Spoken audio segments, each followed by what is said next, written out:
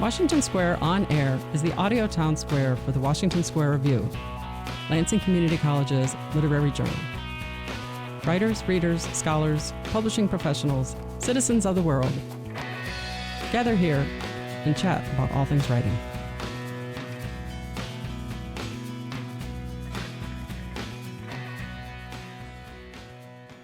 Hey there, this is Melissa Ford Lucken, editor for the Washington Square Review. I'm here today with author Deanna Oudelha, whose piece, I Am Humming, a Living Thing Woven into Countless Lives Among Many, is in our Summer 25 issue. Hey there, Deanna. Hi, Melissa. So give us a little overview of your piece and let us know how did you come to write it? All right, so this piece actually is, for how short it is, it's about 350 words. It took me a very long time to write it, but it's part of my graduate thesis, and which I did on creative nonfiction, especially in language learning classrooms. So how to integrate creative nonfiction lessons into classrooms where people are learning English. And one way that this piece came about, and the reason that it's a flash piece, is because my thesis and what I work on is how to make, how to open up the gates from gate-kept English. Gatekeeping English is often being that's an odd way to say it, gate-kept. I know what it is being gate-kept. I understand. So that academic or the elite standard English is often very difficult for language learners to grasp. And I feel that's unfair and actually unethical. Mm-hmm. So I really work on bringing things, writing into smaller, more digestible pieces, mainly because I love English and I want people to know how brilliant English can be. When we grow up, when we are native English speakers, we naturally learn how to play with English, but I want other people who are learning English for the first time to have that joy and that pleasure of working with, playing with English. So while this piece seems complicated with the ideas, it's actually like a snapshot, a very small moment. So all of that comes together, how to really dive into a small moment in your life and dig into the beauty of English to describe that. And that's how this piece came about. Okay. What was it like writing it? It was part of a broader project, right? So exactly. At the time, did you know that it was its own little distinct piece, or at the time was it just part of a big thing? So at the time, it was me needing to add my voice to my thesis. My thesis was taking, and I apologize if I talk about it, but it all kind of comes together. My thesis really comes together with this, the idea of English and sharing English with others, language with others.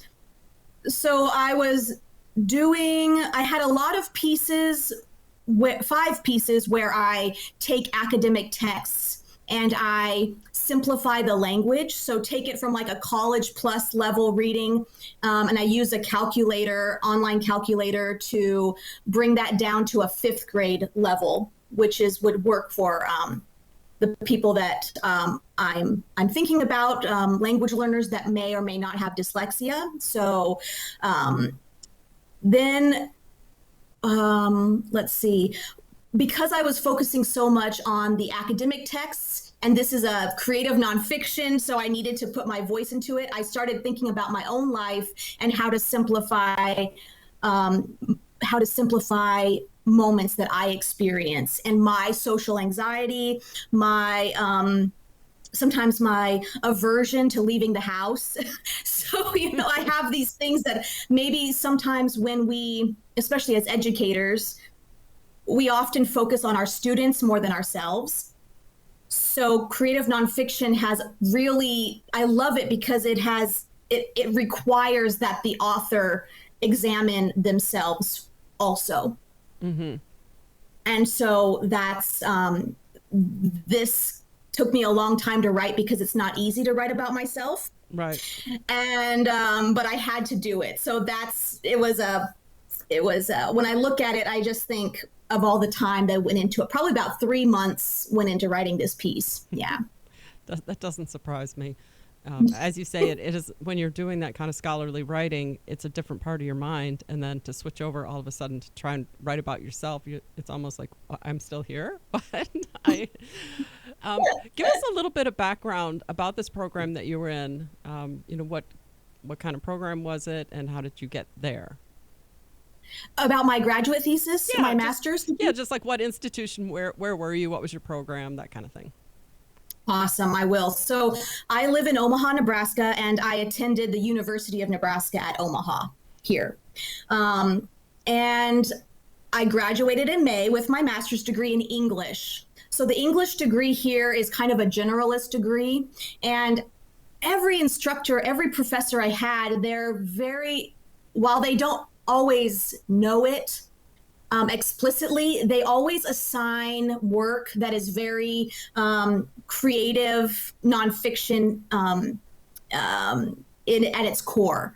So a lot of exploring who we are, a lot of ethnography, things like that. So through my professors, this what could be just a very bland general degree really became something that opened my eyes to the world of self-exploration and teaching that to others. So my graduate thesis is called Brilliant, Not Broken, Dyslexia Assessments for Adult English Language Learners in the United States. And while that's long, it's very specific. I've worked with adult language learners here in Omaha, volunteering my time to teach English. And what came about my interest in dyslexia is that some of my students, maybe they study English for years and years and they just can't read. They still cannot read. And many countries where my students would come from, they don't test for dyslexia in elementary school, whereas in America we do, and in the United States we do. So I just began to wonder about the stigma and the stereotype that people who are learning English, their English is broken, which I abhor. I abhor that term. And when I would hear my students saying my English is broken, and then it's like, I just thought I had to do something. I had to reverse that in some way. And so that's how this all came about, from my professors and working with adults learning English. And it's complicated. I might have to write a story about it someday. Well, while you're talking, I'm thinking about the way that putting yourself into your own scholarship, contextualizing yourself within your scholarly work gives it much more meaning to you as a person. And I think to me, it makes the work more accessible to other people. When you explain, this is how I came to it, and then this is where I am inside it and what it looks like to me. I'm wondering about the idea of gatekeeping, because I agree with you that there is some, guarding of the gates. Where in your work did that really start to impact you, seeing this happen?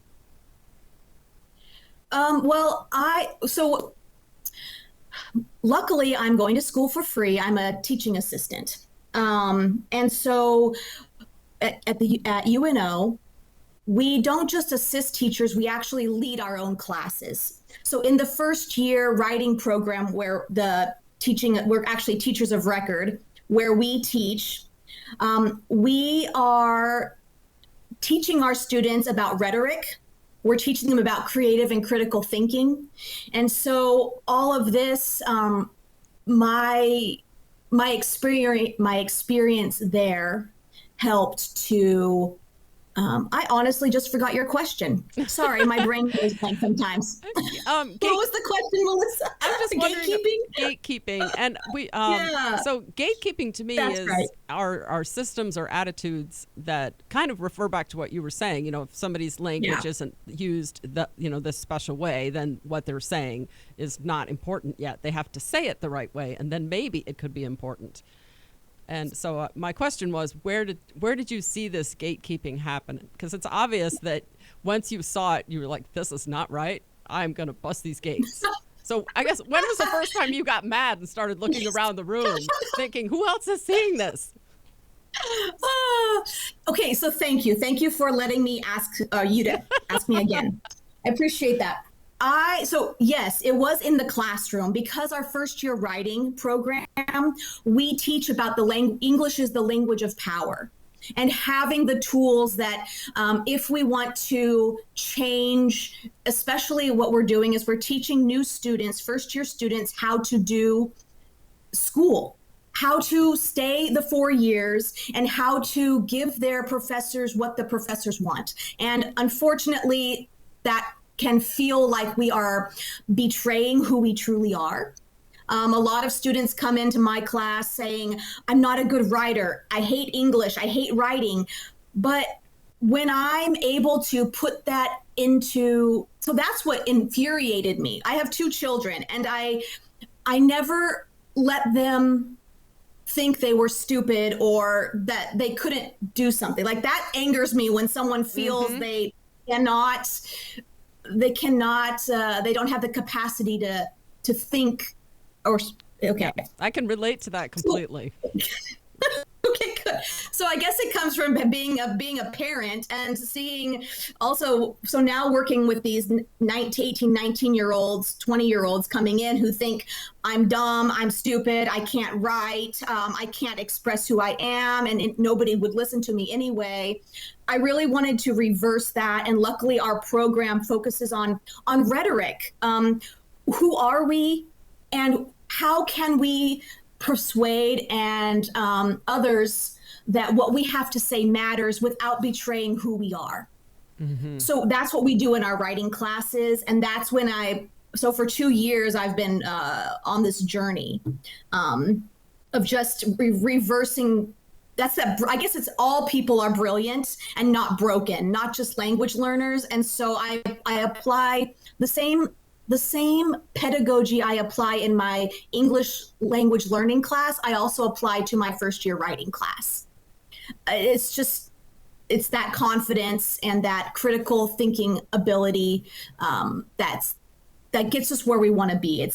Even though English is a language of power, and yes, it is being gatekept, or it is a social mobility, and even moving up in life is being gatekept from us based on language.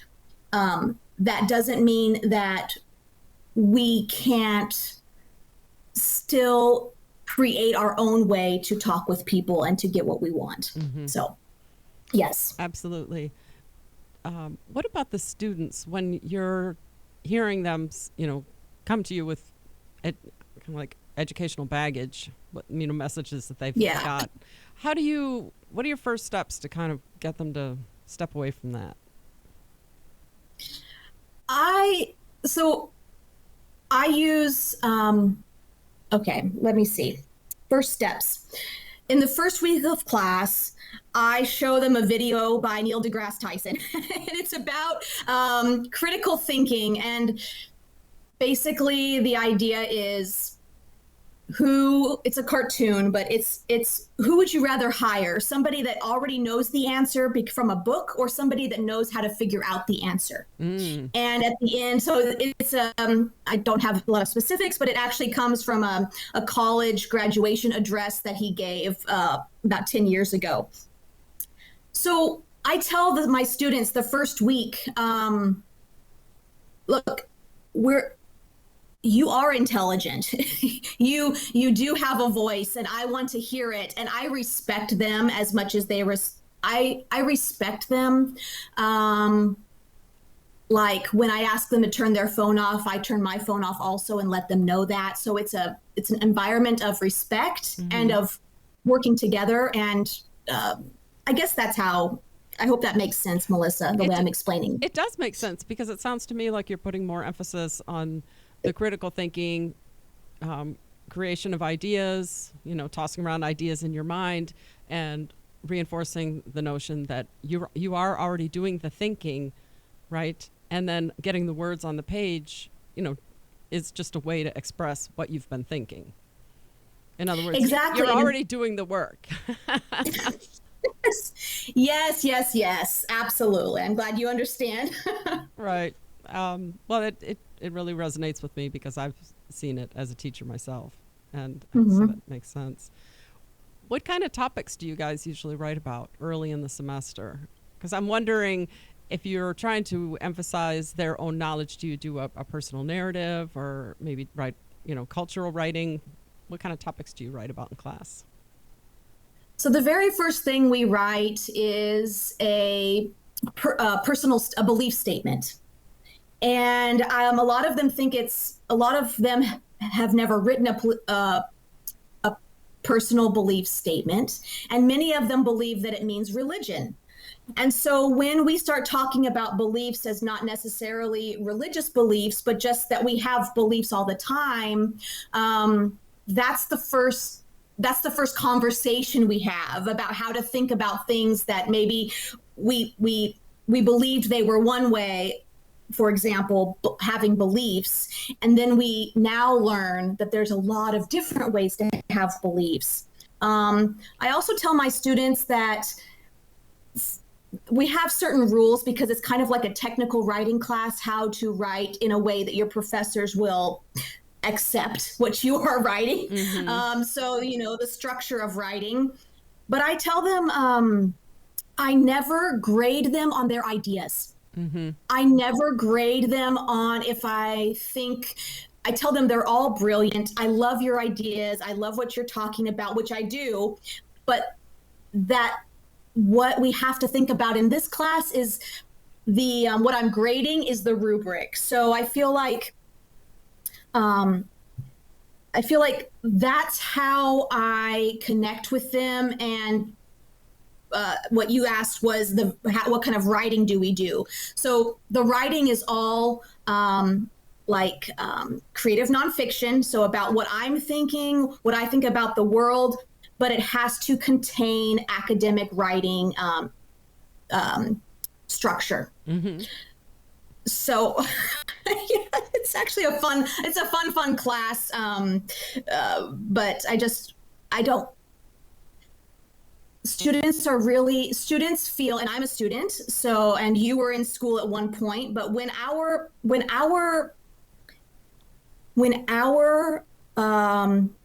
heart goes into our writing, especially when we're talking about social justice issues, which is one thing we talk about and write about in my class, if a professor is to say that our ideas are wrong, that can just attack our identity. That attacks our identity. But if a professor were to say, okay, your ideas are yours, but the structure needs to be a certain way, that removes it from the identity of the individual. And I want to like empower identities, not destroy them. So try to keep those two things separate. Yeah. Right. Well, looking at the structure of it, the genre methodology, how it's presented, where the thesis statement is, where the main ideas are laid out. To me, that's always an interesting way to talk about the work, because you like you said, you're breaking it up into the concrete and the abstract, and looking at the concrete elements really does take kind of the emotion out of that part. And I think that just recognizing to a young writer that there are those separate pieces, and the pieces are separate, and you can do different things with them, that's really empowering. A couple years ago, I took a creative nonfiction course, and we would have a lot of discussions about what exactly creative nonfiction is. How would you define it? That's a hard question, I know. So today, how would you define it today? Because 2 days from now, you may think it's something else. Yeah, that's funny, Melissa. That's so funny because I have I actually got an advanced writing certificate with my degree, and so I had a portfolio meeting with two of like the preeminent creative writing professors in our department, and I told them that I believe okay. I can talk a lot. I apologize. Let's see here. Don't apologize. That's why you're here. Okay, that's why we're here. Yep, you're right. So how do I define creative nonfiction? Creative nonfiction is any writing where a person or the author or the reader is asked to examine who they are and what they think about that and what they think about where they are. So that's choppy. It's not beautiful. But for example, I believe a lesson plan. I believe an educator's pedagogy or lesson plans, rubrics are creative nonfiction if the work is asking students to explore and examine who they are, if it involves conversing with other students, a human aspect of nonfiction of the life reality, and so a lot of my portfolio was like a lesson plan that I created, lesson plans. But I just feel so passionate about education and that it's.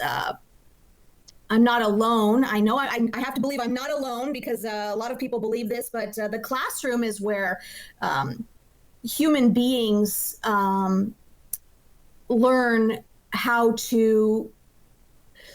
that we can be in a space together and be validated.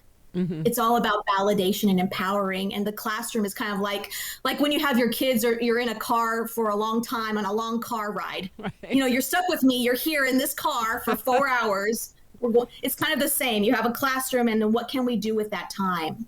So that's creative nonfiction for me. Yeah, that's my definition, my 5-page definition. Okay. That works for me because with your definition, you can still incorporate other people's voices, other people's ideas, information, statistics, all kinds of things. And as they come into the writing, then the author reflects and engages with them and responds to them.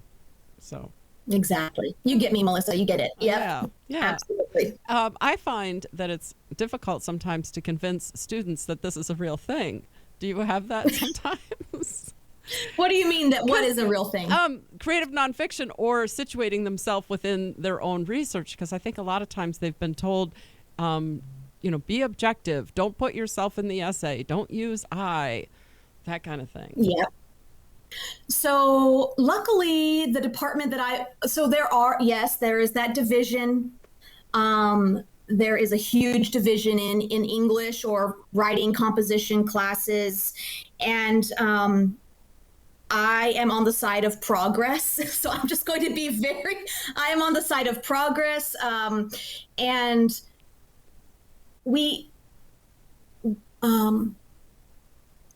students love to write about themselves. Everything that we do on social media, or if we're going to the movies, it all originates with something that inside of me. I'm saying like a general me, like I want to do this, let me instigate this and move. So it's, I forgot your question. Would you tell me again your question? I'm just wondering, how do you convince the reluctant student to put themselves in the writing, in their scholarly writing? So I hear what you're saying about people like to write about their own experiences, but for me, a lot of times when I tell students, yes, you can use I in this essay that also has research and signal phrases and that kind of stuff, and a lot of times they come to me having been told that you're never supposed to show up in your own work. Yes. Okay. So luckily I work in a university, not a high school or middle school. So it's a different world. But don't they come to you with those same beliefs about the past? Yes. So, but what I'm getting at is that I can say, forget all that. Forget that. We are no longer in that world. That's what I mean. You are paying to be here now. And that's why I adore teaching at college level, because it's just like, you're free from that.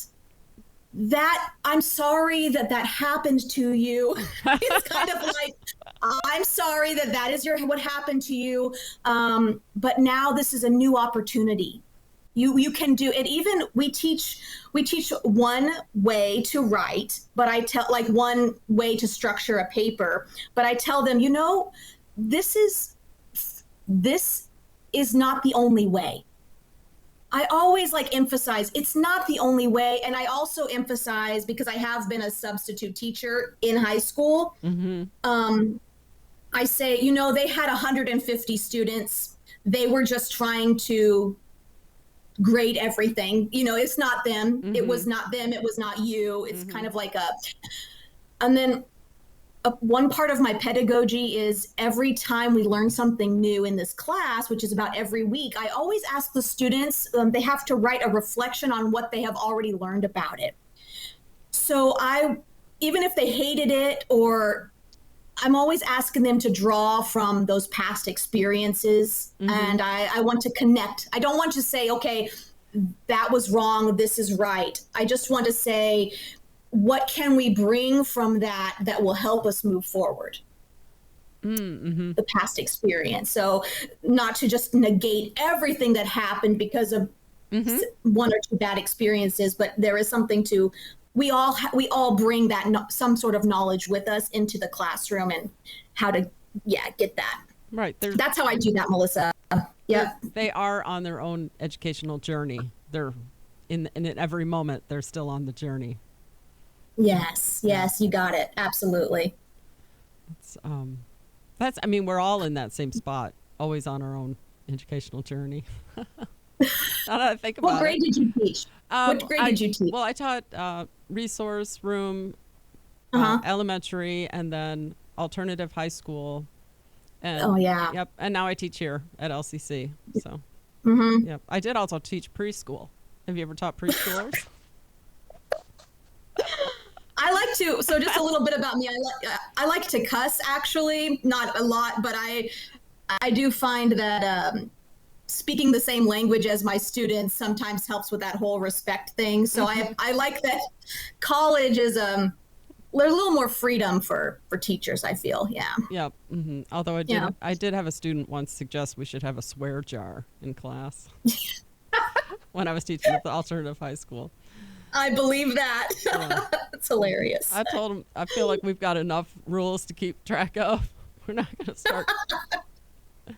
Yeah. That would have been funny. Yeah, for sure. Teaching is its own educational journey. Absolutely. So tell us a little bit, before we kind of wrap things up, tell us a little bit about your own writing right now. What kind of things are you working on personally? So what I love to do, Melissa, is I love to write experimental found poetry. So I use pieces like Mary Austin is a writer from like the early 20th century, and she wrote. I like to take pieces written before 1930. 1927, so they're in the public domain. And I like to use women writers who were naturalists, so writing about the natural world. And then from their writing, I find the poetry, and that I love doing that. That's my passion, is finding poetry in prose. Is it a little bit like blackout poetry? It is, yeah, there's so many names for it. But what I'm doing is, so I'm not actually blacking it out. I'm just removing words or phrases and placing them into my own kind of like meter and stanzas and things. Yeah. So there's a lot of words, but I call it experimental. I use that term for it, which is, yeah. What about that process appeals to you? I think people often dismiss the beauty of prose. So, okay, well, good. You got that. I love that. That was good. No need to say more. Yes, exactly. So, especially like in academic writing, this happened 5 years ago when I started going back to school. Um, I just found that so many of the academic scholarly writers were just writing in these gorgeous ideas, but they were buried within, blocks and blocks of prose. And that's where I really started doing pulling out pieces. And I just, I you're, I'm, I imagine you're a writer. You work with writers, and we we just sometimes have these we can just see, I say it's kind of like when I write about how I write, it's like you find like the little glowing ember. There might be this huge flame or and that's the whole piece. But then the little glowing embers down below are almost more beautiful than the large fire. So that's how I see when you write a great sentence or a great phrase, or that's how I feel about them. They're embers that should be highlighted. That's beautiful. I can see that approach in the piece that's, in our summer issue. So that I'm brings so us excited. full circle. If people would like to follow you online, where can they find you? Stay in touch. Yeah, so I have just a website. It's my name, DeannaOudelha.com. And that is where you can see what I'm writing, the events I'm going to, and you can email me there also. Yes. Okay, beautiful. Well, thanks a lot for coming on and talking to me. Thank you for inviting me, Melissa. It was wonderful. Thanks for stopping by the audio town square of the Washington Square Review. Until next time, this has been the Washington Square On Air from Lansing Community College. To find out more about our writers community and literary journal, visit lcc.edu/WSR. Writing is messy, but do it anyway.